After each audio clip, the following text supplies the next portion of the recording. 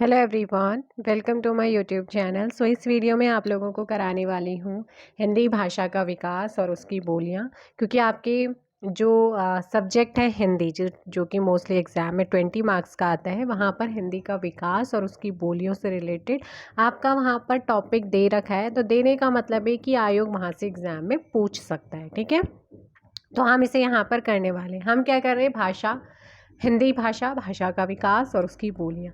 सबसे पहले आपको ये पता होना चाहिए कि जो भाषा है ये किससे बना है। ठीक है, कौन सी भाषा का ये शब्द है, इसका अर्थ क्या होता है। तो भाषा शब्द जो है ना, संस्कृत का जो भास धातु है, भास धातु यानी कि जो उसकी मूल रूप है उससे बना हुआ है, भास धातु से बना हुआ है, जिसका अर्थ होता है बोलना या कहना। ठीक है, भाषा वह माध्यम है जिसके द्वारा मैं अपने विचार आप तक पहुंचा पा रही हूँ, है ना। हम आपके और मेरे बीच में जो भी विचार विमर्श हो रहा है वो किससे हो रहा है? भाषा के माध्यम से ही हो रहा है ना। तो ये आपकी क्या है? भाषा है। ठीक है, अब यहाँ पर जो पंडित कामता प्रसाद गुरु हैं, इन्होंने क्या कहा? भाषा वो साधन है जिसके द्वारा मनुष्य अपने विचारों को क्या करता है? भली भांति प्रकट कर सकता है और दूसरों के विचार जो है स्वयं समझ सकता है। दैट इज कॉल्ड लैंग्वेज, यानी कि भाषा। ठीक है, अब भाषा के जो रूप होते हैं वो 3 होते हैं: मौखिक, लिखित और सांकेतिक। आपको पता है, सिंबॉलिक होता है, लिखित रूप होता है और मौखिक ओरल आप लोगों को पता है। ठीक है, तो मौखिक भाषा की जो सबसे छोटी ध्वनि सबसे छोटी इकाई होती है। मौखिक भाषा की सबसे छोटी इकाई क्या होती है? ध्वनि। और लिखित भाषा की, मौखिक की तो ध्वनि होती है, ध्वनि निकलती है ना मुंह से, और लिखित भाषा की सबसे छोटी इकाई क्या होती है? वर्ण होती है। जबकि भाषा की सबसे छोटी इकाई क्या कहा जाता है? देखो भाई, मौखिक भाषा की सबसे छोटी इकाई ध्वनि, लिखित भाषा की वर्ण, और भाषा की सबसे छोटी इकाई वर्ण या फिर अक्षर होगा। वर्ण क्या होता है? ध्वनि के लिखित रूप को हम वर्ण कहते हैं। वर्णों को लिखने के लिए जिन चिन्हों का प्रयोग या आवश्यकता होती है उन्हें लिपि या लिपि चिन्ह कहते हैं, है ना। अर्थात ध्वनि के लिपि चिन्हों को वर्ण अक्षर कहते हैं। अब सबसे सबसे छोटा, सबसे पहले क्या आया? ध्वनि आई, फिर आपने उसे लिखा, वर्ण अक्षर में वर्ण बना है, या अक्षर आप बोल सकते हैं। अक्षर बना तो अक्षर से आपने शब्द बनाया, शब्द से आपने पद बनाया, पद से आपने वाक्य बनाया, और वाक्य से क्या बनाया? उपवाक्य या अन्विति यहाँ पर बनती है। शब्द क्या होता है? शब्द वर्णों का सार्थक क्रम। आप शब्द बन रहे हैं ना, तो शब्द आपका एक सार्थक होना चाहिए, उस शब्द का कुछ ना कुछ अर्थ होना चाहिए, उसे कहते हैं सार्थक क्रम में जो निश्चित अर्थ है उसे शब्द कहते हैं। ठीक है, पद, पद क्या होता है? सार्थक वर्ण समूह शब्द कहलाता है, और जब यही शब्द वाक्य में प्रयोग होता है तब इसे हम पद कहते हैं। जैसे मोहन क्रिकेट खेलता है, तो ये एक पद बना। वाक्य, 2 या 2 से अधिक शब्दों के सार्थक समूह जो निश्चित अर्थ प्रदान करते हैं उन्हें वाक्य कहते हैं। एज एग्जाम्पल, विद्यालय मोहन कल। तो यहाँ पर जैसे कि मैं कहूँ कि मोहन कल विद्यालय जाएगा, है ना, तो ये आपका क्या बन गया है? वाक्य बन गया है। वाक्य के 2 अंग होते हैं, ये आपके एग्जाम में आता है। वाक्य के 2 अंग, एक होता है उद्देश्य और दूसरा होता है आपका विधेय। एग्जाम में ये पूछा जाता है कि उद्देश्य क्या है और विधेय क्या है। तो ये वाक्य के क्या है? 2 अंग होते हैं, उद्देश्य और विधेय। उद्देश्य, वाक्य में जिसके बारे में कुछ कहा जाता है उसे उद्देश्य कहते हैं। जैसे मैं कहूँ कि कमलेश होशियार विद्यार्थी है, तो कमलेश यहाँ पर क्या है? हम किसके बारे में कह रहे हैं? कमलेश के बारे में, तो कमलेश यहाँ पर उद्देश्य है। अब विधेय क्या है? उद्देश्य के बारे में जो कुछ कहा जा रहा है, जैसे मैंने कहा कि होशियार विद्यार्थी है, उद्देश्य के बारे में। कमलेश क्या है? एक क्या है? होशियार विद्यार्थी है, तो वो आपका विधेय हो गया। यानी कि उद्देश्य के बारे में जो कुछ कहा जा रहा है, जो भी हम कह रहे हैं वो विधेय होता है। ठीक, अन्विति क्या होता है? अन्विति के अंतर्गत लिंग, वचन, पुरुष, काल के अनुसार शब्दों में परस्पर संबंध स्थापित किया जाता है, ठीक है, वो आपका अन्विति होता है। तो ये सारी चीजें आप लोगों ने ध्यान रखनी है। तो हिंदी की अगर मैं बात करूं, हिंदी जो है वस्तुतः फारसी भाषा का शब्द है। हिंदी किस भाषा का शब्द है? आपका हिंदी फारसी भाषा का शब्द है। हिंदी शब्द का जन्म किससे हुआ? संस्कृत भाषा के सिंधु शब्द से हुआ है, एवं इसका पहला प्रयोग ईरान के निवासी यानी कि ईरानियों ने किया था। हिंदी भाषा की मूल उत्पत्ति कौन से अपभ्रंश से मानी जाती है? सौरसेनी अपभ्रंश से। अपभ्रंश को हिंदी की क्या कहते हैं, जननी। जबकि संस्कृत भाषा की सबसे प्राचीन भाषा, जिसे आर्य भाषा या आदि जननी या देव भाषा या देववाणी कहते हैं, वही आपकी संस्कृत है। तो ये आप लोगों ने यहाँ पर ध्यान रखना है, ठीक है। अब बात करते हैं भारतीय आर्य भाषा, जो ऐसे 3 कालों में विभाजित किया गया। प्राचीन भारतीय आर्य भाषा काल, मध्यकालीन भारतीय भाषा और आधुनिक भारतीय भाषा में। अब हिंदी के विकास क्रम से एग्जाम में आता है। हिंदी का विकास सबसे पहले संस्कृत आए, फिर आपका पाली आया, फिर प्राकृत आया, फिर अपभ्रंश आया, फिर हिंदी आया, ठीक है। संस्कृत जो कि देवों की वाणी, पाली जो बौद्ध धर्म की भाषा या भगवान बुद्ध ने पाली भाषा में उपदेश दिए थे वो पाली में, प्राकृत जैन धर्म की भाषा है, महावीर स्वामी ने जो भी उपदेश दिए वो प्राकृत में दिए थे। अपभ्रंश यहाँ पर हिंदी का जो रूप है वो बिगड़ जाता है और फिर आपका अपभ्रंश से क्या आती है, आधुनिक हिंदी या फिर आपकी हिंदी का यहाँ पर आता है। अच्छा, आकृति मूलक, आकृति या रूप में, आकृति या रूप के आधार पर हिंदी कैसी है, वियोगात्मक या विश्लिष्ट भाषा है। कैसी है ये, आकृति और रूप के अकॉर्डिंग ये वियोगात्मक और विश्लिष्ट भाषा है, जबकि संस्कृत संयोगात्मक और अंग्रेजी वियोगात्मक भाषा है। तो ये चीजें आपने यहाँ पर ध्यान रखनी है। और इसे राजभाषा के रूप में जो है ना, हिंदी अभी तक राष्ट्रभाषा नहीं है, राजकाज की भाषा है, यानी कि राजभाषा है। राज्य प्रशासन की भाषा को ही हम राजभाषा कहते हैं। और इसे जो है संवैधानिक रूप दिया गया है 14 सितंबर 1949 को, इसलिए हर साल 14 सितंबर को राष्ट्रीय हिंदी दिवस मनाते हैं हम, ठीक। 26 जनवरी 1950 को हिंदी की भारत की राजभाषा के रूप में संवैधानिक मान्यता प्राप्त हो जाती है पूर्ण रूप से, ठीक है। ये घोषित होता है 14 सितंबर 1949 और 26 जनवरी 1950 को ये पूरे संवैधानिक रूप से इसे मान्यता प्रदान हो जाती है, लागू हो जाती है। हिंदी भाषा की जो लिपि है वो क्या है, देवनागरी। और देवनागरी लिपि को ही क्या कहते हैं, हम नागरी लिपि कहते हैं। और देवनागरी लिपि ब्राह्मी लिपि का क्या है, परिष्कृत रूप है, तो ये याद रखना है। जिस प्रकार ब्राह्मी लिपि बाएं से दाएं लिखी जाती है ना, वैसे ही हम देवनागरी को क्या लिखते हैं, बाएं से दाएं की ओर लिखते हैं। अब भारतीय संविधान का जो भाग 17 है, भाग 17 के अनुच्छेद 343 से 51 में राजभाषा का उल्लेख किया गया। अनुसूची 8 में कितनी भाषाओं का उल्लेख किया गया, 22 भाषाएं, जिसमें पहली संस्कृत, हिंदी, उर्दू, मलयालम, तमिल, तेलुगु, उड़िया, असमिया, बोडो, डोगरी, कश्मीरी, गुजराती, नेपाली, मणिपुरी, कोंकणी, सिंधी, मैथिली, कन्नड़, संथाली, मराठी, बांग्ला और पंजाबी है, ठीक है। तो ये आपको याद रखना है। अनुच्छेद 343 में स्पष्ट रूप से कहा गया है कि जो संघ यानी कि भारत की राजभाषा होगी वो हिंदी होगी और लिपि कौन सी होगी, देवनागरी होगी। एक है आपका भाग 5। भाग 5 का जो अनुच्छेद 120 है वहां पर संसद में प्रयुक्त होने वाली भाषा का उल्लेख किया गया है, ठीक है। भाग 6 में अनुच्छेद आपका 210 में विधानमंडल में जो प्रयुक्त होती है भाषा उसका उल्लेख किया गया।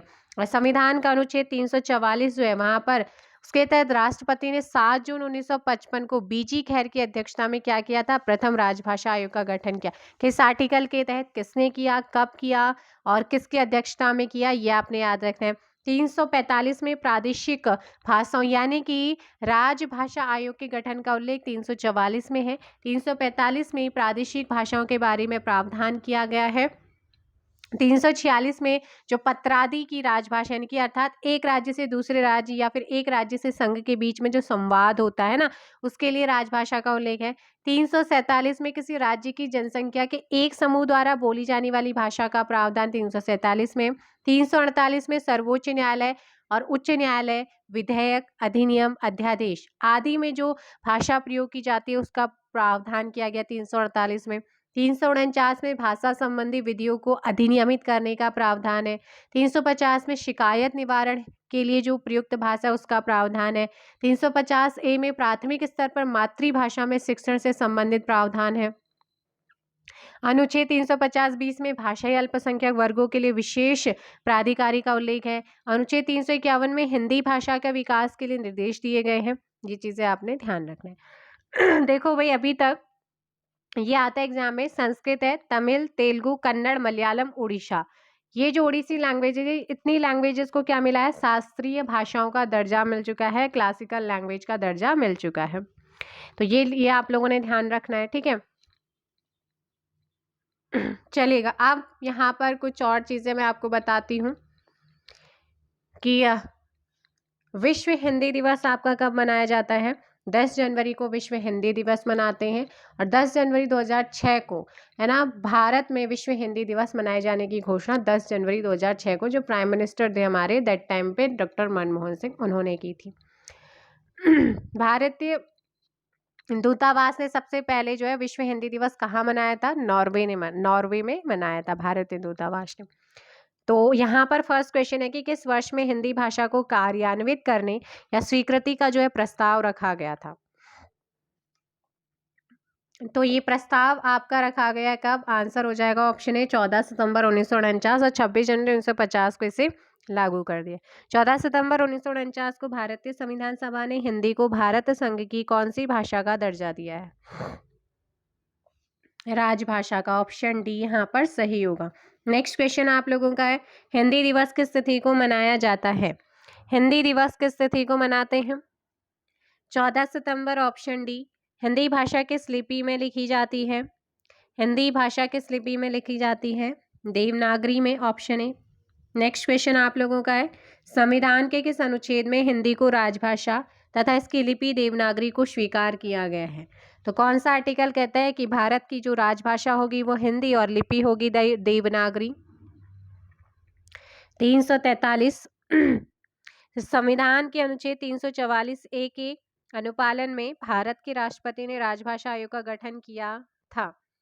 तो ये किया था 7 जून 1955 को बीजी खेर की अध्यक्षता में, बाल गंगाधर खेर की अध्यक्षता में। ऑप्शन ए यहाँ पर सही आंसर होगा। देखिएगा टॉपिक आप कोई भी छोड़िए मत, क्योंकि आपके एग्जाम में कुछ भी आ सकता है अगर सिलेबस में आपका दे रखा है हिंदी का विकास। हिंदी की आदि जननी क्या है? हिंदी की आदि जननी है संस्कृत। लिपि की आवश्यकता होती है, लिपि की आवश्यकता क्यों होती है?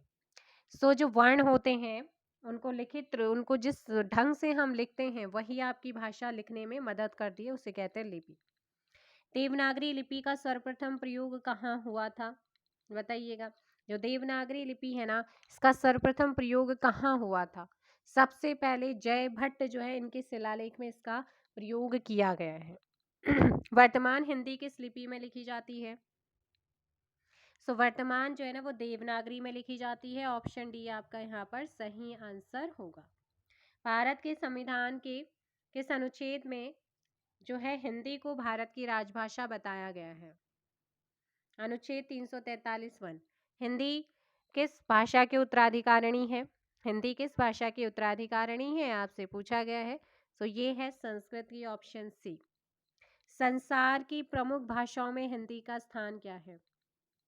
संसार की प्रमुख भाषाओं में अगर मैं हिंदी के स्थान की बात करूं तो हिंदी का स्थान जो है ना विश्व की 10 सबसे ज़्यादा बोली जाने वाली भाषाओं में हिंदी तीसरे नंबर पर आती है, अंग्रेजी पहले पर आती है, चीनी भाषा मंदारिन सेकंड नंबर पर आती है। ठीक है भाई। नेक्स्ट क्वेश्चन आप लोगों का है, भाषा लिखने के लिए प्रयुक्त चिन्हों के व्यवस्थित रूप को हम क्या कहते हैं? भाषा लिखने के प्रयुक्त चिन्हों के व्यवस्थित रूप को क्या कहते हैं आपसे पूछा गया है। सो करेक्ट आंसर होगा लिपि। क्या बोला जाता है? लिपि यहाँ पर आपका आंसर होगा। ब्राह्मी से किस लिपि की उत्पत्ति हुई है? ब्राह्मी से किस लिपि की उत्पत्ति हुई है? आंसर होना चाहिए ऑप्शन सी देवनागरी। हिंदी को विकास प्रदान करने वाली भाषा कौन सी है? हिंदी को विकास प्रदान करने वाली तो वो अपभ्रंश है ना। ऑप्शन क्या हो जाएगा यहाँ पर आपका? बी सही होगा। नेक्स्ट क्वेश्चन है 17, अवधी बोली किस अपभ्रंश से विकसित हुई है? अवधी बोली किस अपभ्रंश से विकसित हुई है? अर्धमागधी यहाँ पर आपका सही आंसर हो जाएगा। नेक्स्ट है, हिंदी की मूल उत्पत्ति किससे मानी जाती है? हिंदी की जो मूल उत्पत्ति है वो किससे मानी जाती है? सौरसेनी अपभ्रंश से। वाराणसी, गोरखपुर, आरा के मध्य कौन सी बोली जो है बोली जाती है? भोजपुरी आपका सही आंसर। ब्रिज भाषा का केंद्रीय क्षेत्र क्या है? तो इसका जो केंद्रीय क्षेत्र है वो है मथुरा। क्या हो जाएगा? मथुरा। अब देखिएगा यहाँ पर ना आपकी हमें खड़ी बोली के बारे में कुछ चीज़ें बता दूँ। जैसे कि मैंने आपको कुछ इंपॉर्टेंट फैक्ट बताए हैं। जैसे खड़ी बोली को मानक हिंदी के रूप में स्वीकार किया गया है। मानक हिंदी का आधार क्या है? खड़ी बोली। हिंदी की उपभाषाएं कितनी हैं? 5 उपभाषाएं हैं। हिंदी की उत्पत्ति किससे हुई है? शौरसेनी से हुई। भाषा की लघुत्तम सार्थक इकाई पूछेगा तो वो शब्द है। क्या है? शब्द है। भाषा की पूर्णतम इकाई क्या है? पूर्णतम इकाई वाक्य है। और पाली भारत की क्या है? देखो भाई, भारत की प्रथम देश भाषा किसे माना जाता है? पाली को। इससे सबसे पुरानी प्राकृत भी कहते हैं। ठीक। हिंदी किस भाषा परिवार की भाषा है? भारूपीय। भाषा की सबसे छोटी इकाई वर्ण या अक्षर? खड़ी बोली हिंदी के प्रथम कवि कौन है? अमीर खुसरो। तो ये कुछ इंपॉर्टेंट फैक्ट थे। हाड़ौती एंड ढूढ़ानी कहाँ की बोली है ये? हाड़ौती और ढूढ़ानी पूर्वी राजस्थान की है। इस चीज का आपने याद रखना। खड़ी बोली जो है ना, उसे क्या कहते हैं? हिंदी का अन्य नाम क्या है? कौरवी भी है। ठीक है, कौरवी। अमीर खुसरो को जो है, अमीर खुसरो खड़ी बोली में रचनाएं करते थे। अमीर खुसरो ने हिंदी भाषा को हिंदवी भी कहा है। इस चीज़ का याद रखना। और हिंदी जो शब्द है उसका, ये किस भाषा का शब्द है? तो ये फारसी भाषा का शब्द है। इस चीज़ का पूरा पूरा ध्यान रखेंगे। नेक्स्ट है कि बोली का क्षेत्र जब थोड़ा विकसित होता है और उसमें साहित्य की रचना होने पर वो क्या बन जाती है? क्या बनेगी वो?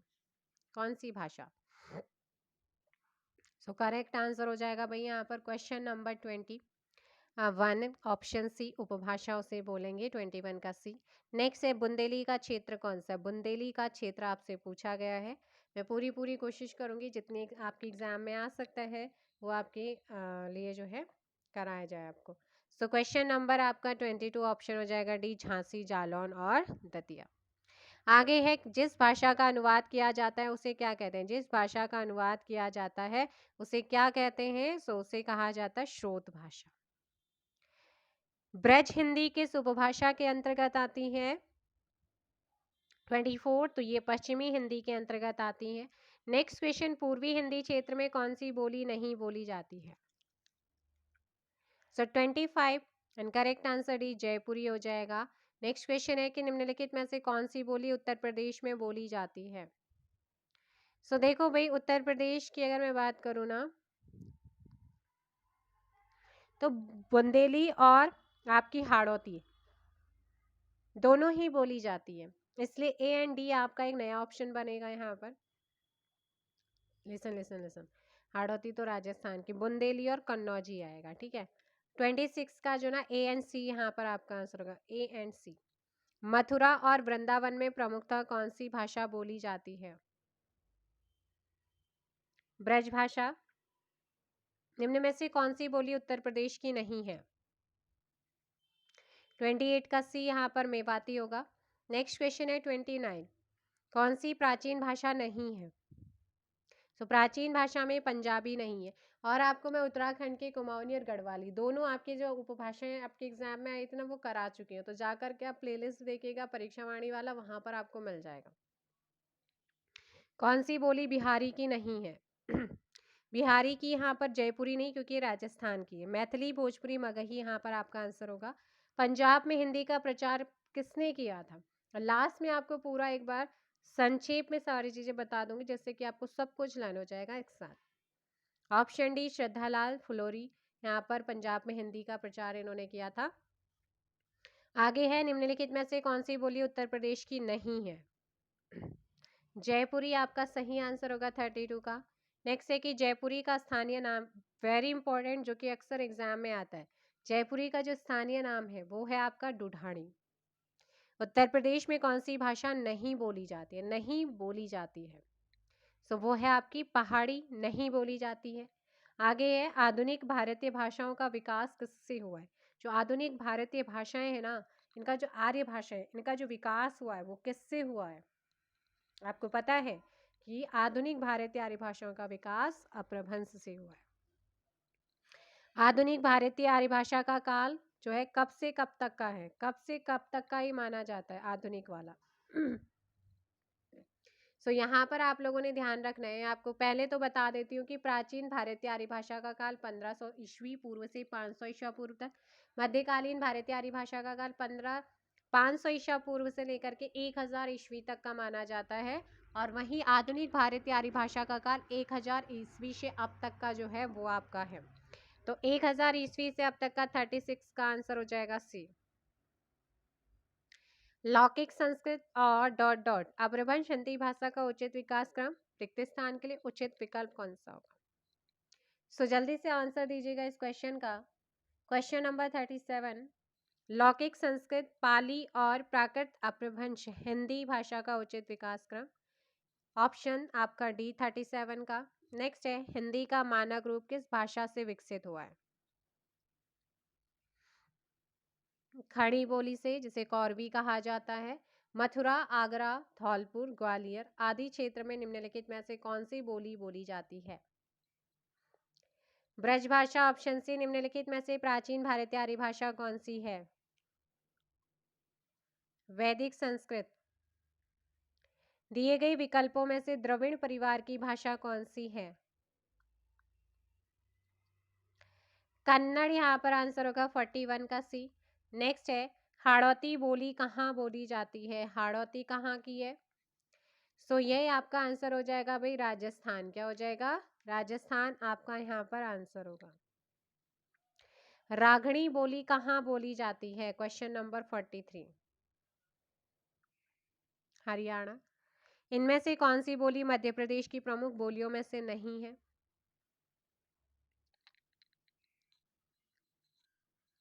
Option C, Bangru. बघेली बोली किस क्षेत्र की बोली है? बघेली किस क्षेत्र की बोली है? जबलपुर। पुरानी हिंदी, उर्दू और अंग्रेजी के मिश्रण से उत्पन्न नई जबान कौन सी है? हिंदुस्तानी भाषा। पश्चिमी हिंदी की कितनी बोलियां हैं? आपसे पूछा गया है कि पश्चिमी हिंदी जो है, इस पश्चिमी हिंदी की कितनी बोलियां हैं? जल्दी से आंसर दीजिएगा। सो करेक्ट आंसर हो जाएगा आप लोगों का ऑप्शन डी 5। किसी सीमित क्षेत्र में बोली जाने वाली स्थानीय भाषा को क्या कहते हैं? किसी सीमित क्षेत्र में बोली जाने वाली जो स्थानीय भाषा होती है उसे हम क्या बोलते हैं? बोली। भाषा को बोलते समय होने वाले उतार चढ़ाव को क्या कहते हैं? 49 का सी, अनुतान बोला जाता है, जो उतार चढ़ाव बोलते टाइम होता है। नेक्स्ट है कि रोमन लिपि का प्रयोग किस भाषा के लिए नहीं होता है?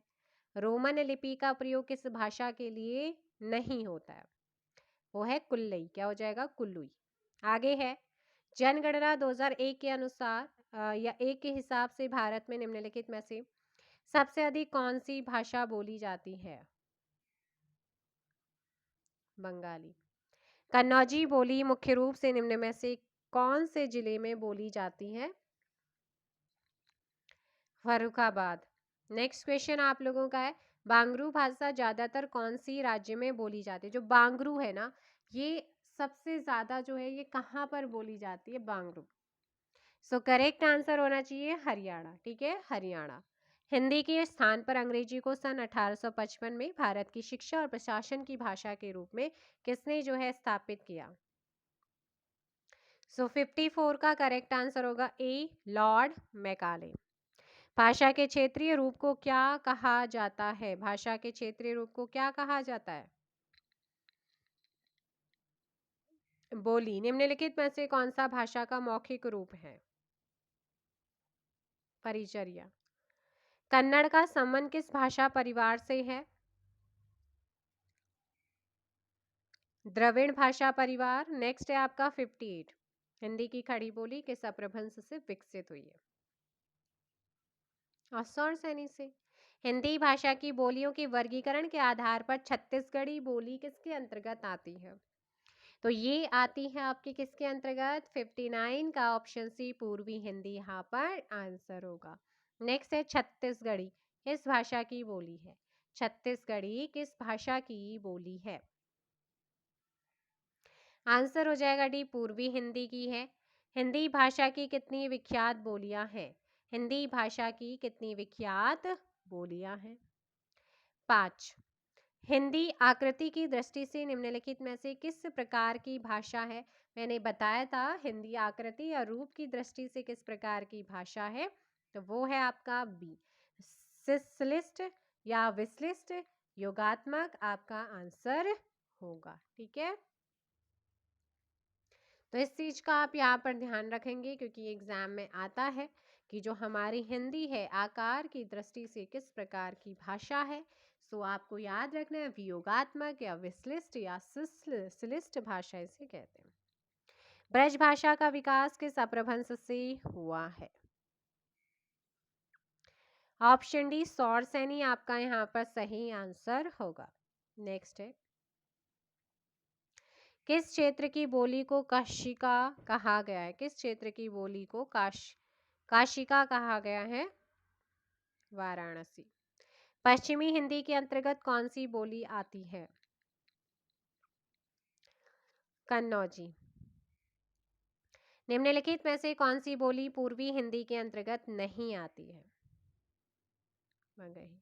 निम्नलिखित में से कौन सी बोली राजस्थानी हिंदी के अंतर्गत आती है? मेवाती आती है।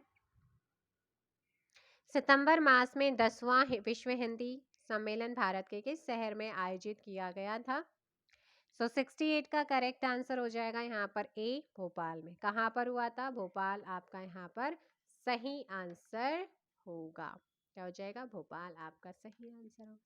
पहला आपका विश्व हिंदी सम्मेलन 10 से 14 जनवरी 1975 को नागपुर भारत में हुआ था, जिसकी थीम थी वसुधैव कुटुंबकम। ठीक है, इसमें 30 देशों के कुल 122 प्रतिनिधियों ने भाग लिया था। सेकंड होता है 28 से 30 अगस्त 1976 पोर्ट लुइस मॉरिशस। फिर तीसरा होता है न्यू दिल्ली भारत में 28 से 30 अक्टूबर 1985 और इम्पोर्टेंट है महादेवी वर्मा जी इस समारोह की मुख्य अतिथि थी, जो कि एक कवयित्री है। ठीक है, नेक्स्ट आपका चौथा होता है पोर्ट लुइस मॉरिशस में। पांचवा port of Spain Trinidad and Tobago में हुआ था। प्रवासी भारतीय और हिंदी इसका थीम था। छठा लंदन यूके में होता है, हिंदी और भावी पीढ़ी इसका थीम था।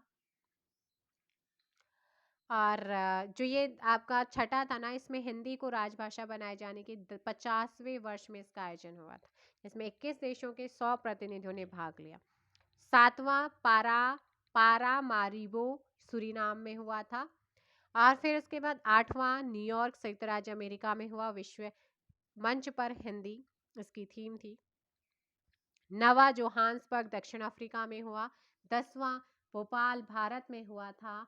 और 11वां पोर्ट लुइस मॉरिशस में हुआ था। और 12वां आपका जो है ना वो 2023 में फिजी में हुआ। हालांकि 2021 में होना था, कोविड से ये टलता ही जा रहा था, लेकिन फाइनली 2023 में ये कहाँ हो चुका है? फिजी में इसका आयोजन हो चुका है। सो नेक्स्ट क्वेश्चन आप लोगों के सामने, हिंदी के अतिरिक्त कौन सी भाषा जो है वो देवनागरी लिपि में लिखी जाती है? नेपाली। 69 का सी यहाँ पर होगा। नेक्स्ट क्वेश्चन है 70, खड़ी बोली निकली है किससे? खड़ी बोली किससे निकली है? पश्चिमी से। भाषा के शुद्ध रूप का ज्ञान किससे होता है?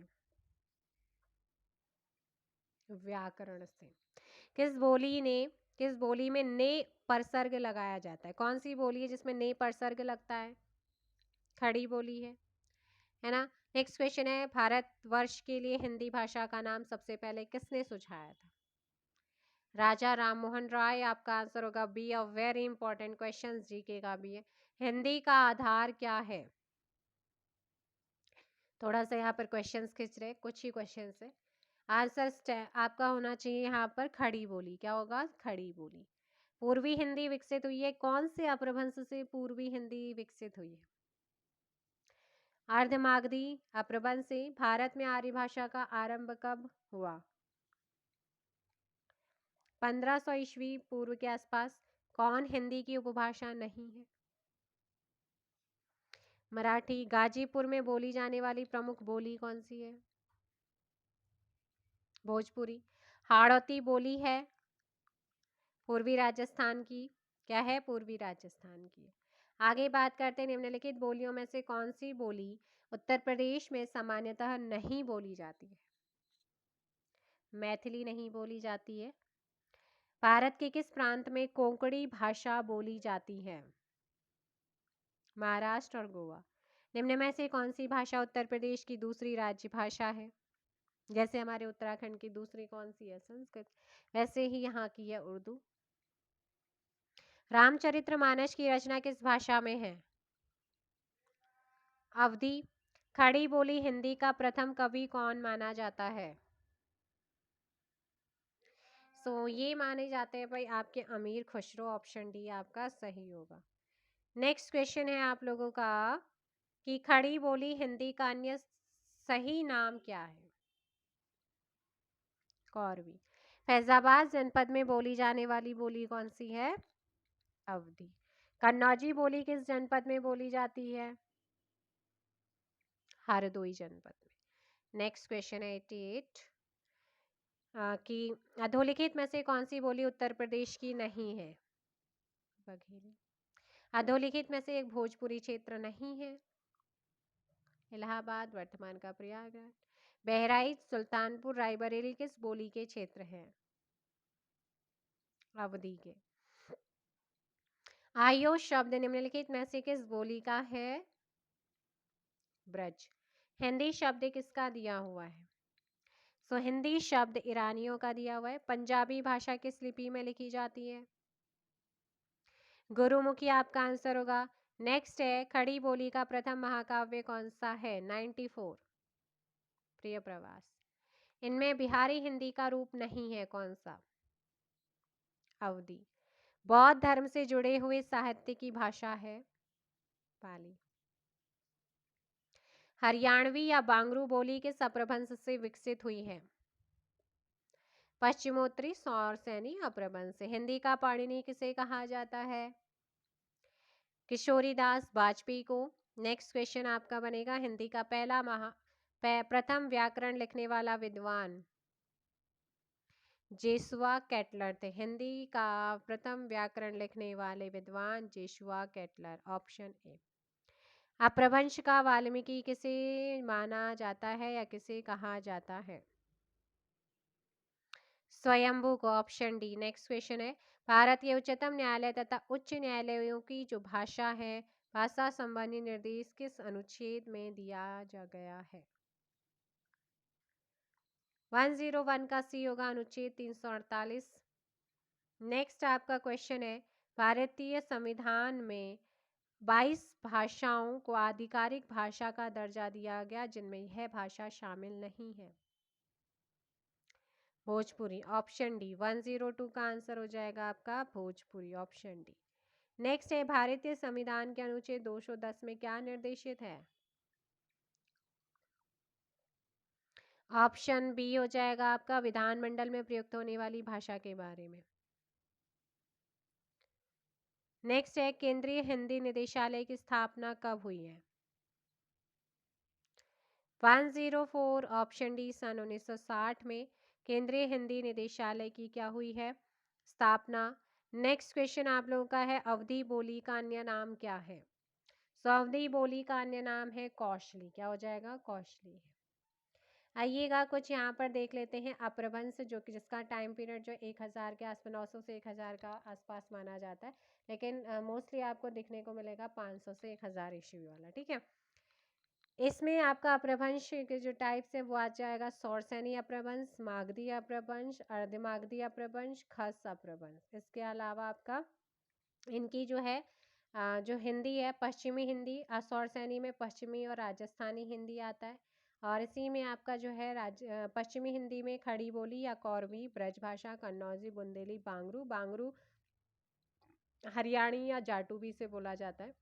राजस्थानी हिंदी में पूर्वी राजस्थानी जिसे ढूढ़ानी या जयपुरी बोला जाता है, वेरी इंपॉर्टेंट। पश्चिमी में मारवाड़ी, उत्तरी में मेवाती, दक्षिणी में मालवी आता है। इसके बाद में अगर बात करती हूँ किसकी, तो आपका क्या हो गया सौरसैनी। मागधी अपभ्रंश में बिहारी हिंदी, बिहारी हिंदी में मगही, मैथिली और भोजपुरी आती हैं बोलियाँ। अर्धमागधी अपभ्रंश में पूर्वी हिंदी, और पूर्वी हिंदी में आपकी जो बोलियाँ अवधी, बघेली, छत्तीसगढ़ी। खस अपभ्रंश आपका इसमें पहाड़ी हिंदी आती, गढ़वाली और कुमाऊनी। केकई आपकी जो अपभ्रंश है वो लहंदा इसमें बोली है, टक्कड़ में पंजाबी, ब्रांचड़ में सिंधी और महाराष्ट्री में मराठी आपकी आती। तो ये आपके अपभ्रंश के सारे जो भी टाइप्स थे वो बताए हैं। सौरसैनी अपभ्रंश कौन सा है? सौरसैनी। पश्चिमी हिंदी इसमें आती है उपभाषा में। 5 बोलियां हैं इसकी, खड़ी बोली या कौरवी, ब्रजभाषा, कन्नौजी, बुंदेली, बांगरू, इसी को हरियाणवी या जाटू बोला जाता है।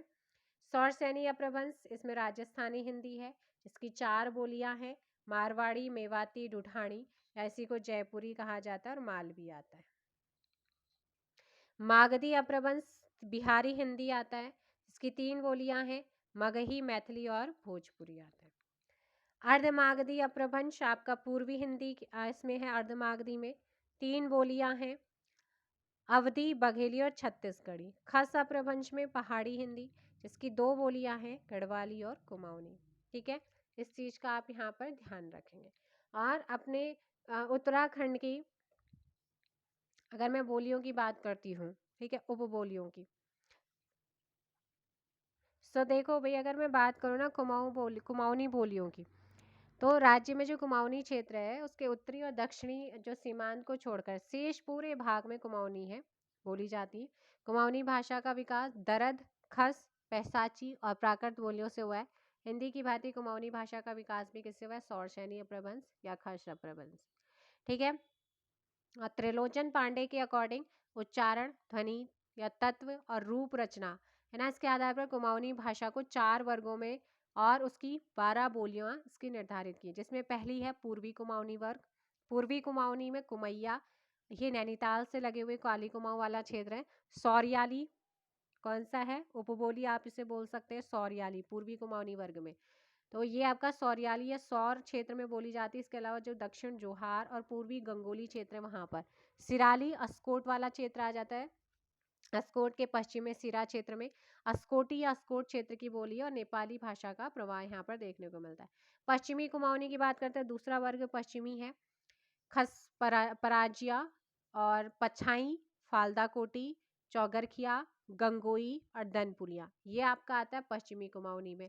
तीसरा है उत्तरी कुमाऊनी वर्ग, तो ये आपका जोहारी या जोहार कुमाऊं के उत्तरी सीमावर्ती जो क्षेत्र है ना वहां पर बोल, इस क्षेत्र के भोटिया भी इसी भाषा का यूज करते हैं। और दक्षिणी कुमाऊनी वर्ग में आता है नैनीताल कुमाऊनी या रचभैसी। नैनीताल कुमाऊनी या रचभैसी, ये नैनीताल, भीमताल, काठगोदाम, हल्द्वानी जो क्षेत्र है ना यहाँ पर बोला जाता है। ठीक है, इसे नैर तलिया भी कहते हैं। और कुमाऊं क्षेत्र की कुछ बोलियां जैसे कि मचकुमैया है, गोरख्याली बोली है, भावरी है, सौका है, राजी है, बोक्सानी है, पंजाबी है, बांग्ला है।